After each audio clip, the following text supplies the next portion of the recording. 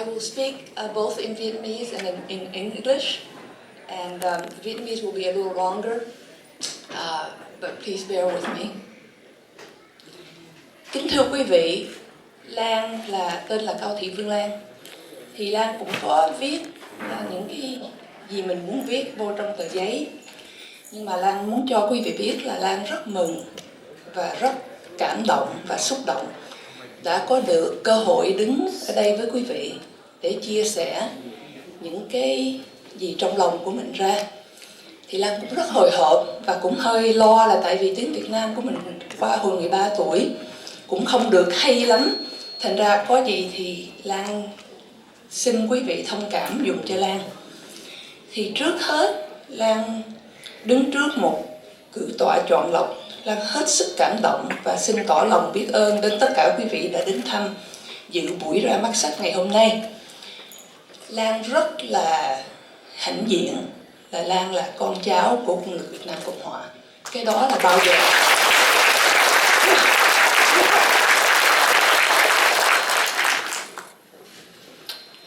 giờ Lan cũng không bao giờ quên những người lính và quân lực đã hy sinh tất cả để cho đất nước mình tự do, dù có thành công hay không. Nhưng mà cái chuyện đó là khi Lan viết cuốn sách này ban đêm, viết chỉ một mình thôi, thường từ 12 giờ khuya tới 3 giờ sáng. Thì cuốn sách này Lan viết 10 năm. 5 năm là viết, rồi 5 năm sau là revision. Thì trong lòng, trong trái tim là bao giờ cũng nghĩ tới đất nước. Tuy là Lan qua hồi 13 tuổi, nhưng mà không có quên được. Nhiều khi cũng rất muốn quên để cứ việc tới, không có suy nghĩ gì tới dĩ dãn. Nhưng mà không hiểu tại sao bao giờ vẫn còn ở trong trái tim và trong đầu. Thành ra khi mà mình viết ra là nó viết một cách cũng rất là dễ. Lan không có tính toán là cái chuyện phải viết như thế nào, nó từ trong lòng nó ra như thế thôi. Thì bây giờ Lan xin quý vị cho Lan có cơ hội để cảm ơn những người đã giúp đỡ bữa nay, là những người trong ban tổ chức và bảo trợ để tổ chức, là gia đình Trưng Vương, Hoa Thịnh Đốn, rất là lo từ nhỏ tới lớn, không thể nào mà Lan cảm ơn đủ được. Cộng đồng Việt Nam vùng DC, Maryland và Virginia, và anh chị ông Đoàn Hữu Định và anh Hải Yến. Liên hội Cựu Chiến sĩ Việt Nam Cộng Hòa và tiến sĩ Tạ Cự Hải, gia đình Mũ Đỏ vùng DC và phụ cận, Văn bút Việt Nam hải ngoại, hội thơ ảnh vùng Hoa Thịnh Đốn và anh và chị Nhất Hùng. Lan cũng rất cảm ơn chị Dương Nguyệt Ánh. Lan gặp hồi 2008 là Lan ngưỡng mộ liền. Thì cũng đúng là chị đó không phải là nhà văn, nhưng mà Lan biết là hai trái tim mình cũng đồng ý với nhau về những cái chuyện về quân lực Việt Nam Cộng Hòa. Thành ra Lan nhấn đẩy và chị đã bỏ nhiều thì giờ quý báu đọc cuốn sách Hoa Sen và Bão Tố để có những nhận xét về tác phẩm này. Thứ nhì nữa là cảm ơn ông J. Biff đã không ngại đường xa để đến phát biểu cảm tưởng về cuốn sách. Em rất cảm ơn chị Kiều Thu, dù bận rất là làm việc tổ chức rất nhiều, cũng nhận lời nói về tác giả, mà nói hay mà làm phim đẹp rất là có tốn nhiều thời giờ. Cảm ơn ca sĩ Nguyễn Kim Lan, Jennifer Nguyễn và hai bác sĩ Bùi Quang Dũng và Lụng Vũ, SBTN DC và anh Võ Thành Nhân, anh Đình Hùng Cường và anh Đậu Thanh Văn và chị Thanh Trúc đã phỏng vấn em hôm qua, truyền hình Việt Nam Hoa Thịnh Đốn và chị Bạch Mai và anh Nguyễn Phúc, Radio Việt Nam hải ngoại, Việt Nationwide Radio, anh Bùi Hạnh Hùng đã làm thông báo, quảng cáo phổ biến đi khắp nơi, anh Tạ Quốc Trụ làm banner, ISO đủ thứ hết, anh chị Nguyễn Quang Dũng làm tất cả những cái in cho cái bữa ra mắt sách này, anh Trọng Nguyễn của Jewish Community Center và Ken Wilson về Light and Sound. Rất cảm ơn anh nhạc sĩ Phù Chí Phát và gia đình của Phương Lan đã lo phần ẩm thực chu đáo. Nhất là cảm ơn má Sáu, 80 mấy tuổi, Sáng đêm làm pate show, làm đủ thứ hết. Lan rất là thương và cảm động. Và cảm ơn những người khách VIP là Trung tướng Jim Hunt and his wife và Tổng lãnh sự Shanghai của ông bà Doug Spellman. Thì quý vị cho Lan 5 phút nữa để Lan chia sẻ với quý vị là tại sao Lan muốn viết cái cuốn sách này. Thì hồi xưa Lan học trường trung học phố Falls, Virginia, cũng rất là may mắn, có nhiều giáo sư rất là tốt. Tuy nhiên có một kỷ niệm rất là chua xót với một giáo sư. Thấy Lan được trong lớp 460 mấy người mà Lan đang đứng số 1 của lớp, thì họ nói cái ông giáo sư đó là giáo sư toán, nói với Lan là tôi rất ghét người Việt Nam và tôi rất ghét chiến tranh Việt Nam. Thành ra tôi không có thể nào mà cho cô được ra số 1 được. Thì ra cái bảng này tôi sẽ cho chữ B. Tôi không có muốn cô có tất cả chữ A. Thì từ đó Lan mới suy nghĩ là tại sao mà có người lại ghét Việt Nam và ghét chiến tranh Việt Nam mà phản đối và chống chiến tranh như là thế nào. Thì từ đó lúc đó là Lan lớp 11. Thì mỗi sáng thứ Bảy khi mà ba Lan đưa Lan tới thư viện, tôi thường ngồi đọc từ 9 giờ tới 5 giờ chiều về những tiểu thuyết, thơ văn và những cuốn sách nói về chiến tranh Việt Nam của các nhà văn, nhà báo Hoa Kỳ. Họ miêu tả cảnh lính Mỹ giết con nít, đốt nhà, hãm hiếp phụ nữ. Họ cũng chê bãi quân nhân Việt Nam Cộng Hòa hèn nhát, không lo chiến đấu và không tháo chạy khi đụng trận. Đọc cái đó xong thì có thể nói là mình tức điên lên được. Máu nóng sôi sục và đầu óc tôi quay cuồng. Nhưng mà Lan về Lan không có dám nói về những cái chuyện này cho ba má nghe, tại vì sợ ba má càng buồn thêm. Thành ra mình giấu hết. Thì từ đó tới giờ, sau khi mà có cái kinh nghiệm với ông thầy và đọc những cuốn sách đó xong là Lan bị ulcer ở trong bụng, bắt đầu bao tử là chảy máu mỗi ngày. Thì Lan nhất định khi nào mà mình biết tiếng Anh, Lan sẽ kể một câu chuyện khác để cho vinh danh quân lực Việt Nam Cộng Hòa và nước Việt Nam.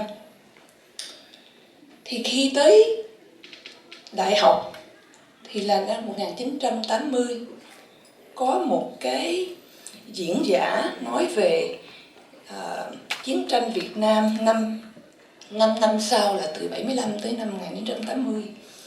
Thì tất cả các diễn giả đều hoan hô sự sụp đổ của miền Nam Việt Nam. Mà những người diễn giả đó cũng là những người giáo sư dạy Lan ở trong trường. Thành ra tôi cũng rất ngạc nhiên, cũng chưa không hiểu được.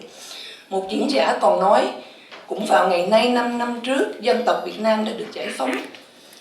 Thật là mỉa mai, những cuốn sách lịch sử nói về chiến tranh Việt Nam dành cho sinh viên Mỹ học thì mình thấy rõ ràng là họ học một cách lịch sử về chiến tranh rất là không đúng và không công bằng. Thì sau đó Lan ra trường luật rồi, Lan cũng cứ việc muốn tiến tới, muốn nghĩ về tương lai chứ không có muốn nghĩ về dĩ dãn nữa. Nhưng mà nó như là trong tim mình nó cứ có một cái chuyện mình muốn kể ra. Tại vì những người bạn của Lan mà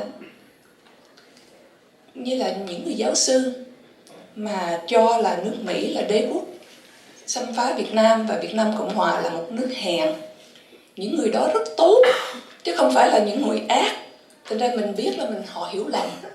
Thì Lan muốn dùng một cái chuyện cá nhân, tiểu thuyết để viết và để cho người Mỹ họ hiểu, cộng đồng người Mỹ họ hiểu tại sao mình cộng đồng Việt Nam của mình ở đây và tại sao mình bỏ tất cả từ nhỏ tới lớn để đi xa quê hương, mà đâu có phải là đi dễ. Tại vì dù sao cũng như là một cái cây mà nó nhổ ra để vào một cái chỗ khác thì chưa chắc là có rễ nó nhập ra được. Thành ra mỗi người đều có một kinh nghiệm khó hết, nhưng mà Lan muốn kể cái chuyện đó cho người Mỹ họ hiểu. Thì Lan dùng cái chuyện của một người lính như là những người khác ta nói là ông Minh, nói về những cái sự chiến đấu của ông đó như thế nào và sự thua, sự phản bội như thế nào.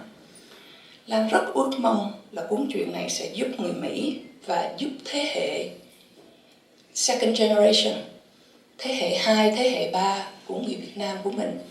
Khi mà đọc sách về lịch sử thì họ có những cái option khác, không phải là option của những người Mỹ viết về lịch sử Việt Nam không, mà có về những người Việt Nam viết về chuyện của mình, để cho con cháu của mình hiểu là tại sao mình ở đây.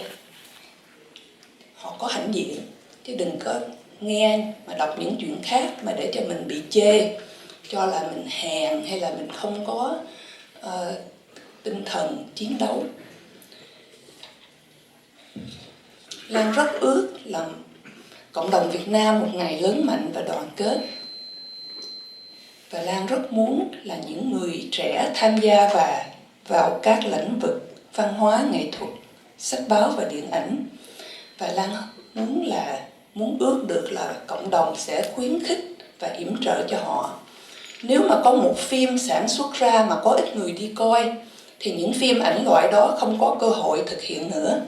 Cũng như nếu một cuốn sách ra của người Việt Nam viết mà ít người mua, thì tác giả không hy vọng gì nào có cái kiếm thứ hai, và nhà xuất bản sẽ không chịu in những loại đề tài tương tự.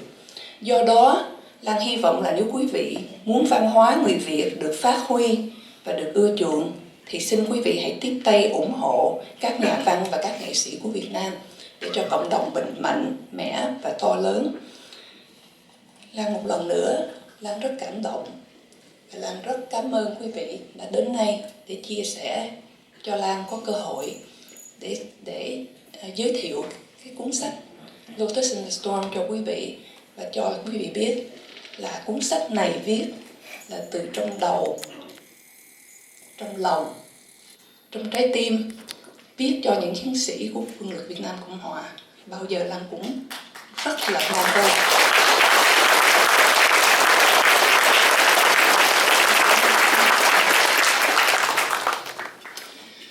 Let me speak a few words in English. I'm a little bit more comfortable in English, so I will not use prepared remarks as much. First of all, I want to thank you so much, all of you, to come here and share this afternoon with me. I'm very grateful and touched by this book event and all the organizers, whom I have already thanked in Vietnamese, who put in an amazing amount of work and paid attention to the smallest of possible details to make the event successful. So I would like to share with you the main reason why I wrote the book. It took me 10 years to write the book, 5 years to write it, and 5 years to revise it. And I did not do any historical research while I was writing it. And the reason was because ever since I arrived in the United States in 1975, I read maybe between 500 to 800 books written by Americans about the war. And each book just absolutely depressed me, really affected me very badly, because I saw a very skewed version of history. And of course, in every war, there are bad things that happen. Nobody will deny that. World War I, World War II, any war. But the way this particular war was depicted was one in which it's a wholesale, no ambiguity at all. That all I read about was American soldiers burning huts, raping women, engaging all kinds of wartime atrocities. And I knew that that was not the experience of the US conduct during the war. And it was the way the Vietnamese army was depicted was also one in which I remember reading a sentence in a book that says the only gun the ARVN touched was the gun they dropped. And I still remember the moment where I was, what I was wearing, where I was sitting when I read that sentence. And I realized that if you allow people to write your own history, then of course you're going to get somebody else's version of history. If somebody is going to write a novel about you, they're going to tell that novel from their perspective. And since I grew up in this country since I was 13, and I love English literature, I was heavily affected by books such as the portrait of the artist as a young man, which is the quest for artistry, the artist's soul, the love of the English language as a rite of passage. So I knew that that was where my contribution would lie. I never took a writing course, but I love reading. And by loving reading, I know exactly what a beautiful sentence should look like, how the rhymes should go. I always read my sentences out loud to see how it feels like, what it feels like when it is spoken. So I decided that I'm going to write the book. And it just came out of me for 5 years, and then it took me 5 years to revise. When I was in high school in 1975, I had a very painful experience growing up at Jeb Stuart High School right in Falls Church, Virginia. I was in 11th grade. There was about 470 students, 460 to 75 students in my class, which is the class of 1979. And at the time, as of my junior year, I was scheduled, well, I was at that time #1 in my class. And I was astounded when one of my math teachers called me in and said, I'm going to give you a B for the class, even though you deserve an A. And I have never been faced with a situation like that, because in Vietnam, we're supposed to revere our teachers. So I was extremely confused. I didn't know what he meant. I thought I had misheard. And he said, I just don't like the Vietnamese, and I don't support the war in Vietnam, and you're not going to graduate #1 in the class. I was so astounded that I didn't even know how to react, and I was actually so ashamed too. I felt like I must have done something. From that moment on, I started developing an ulcer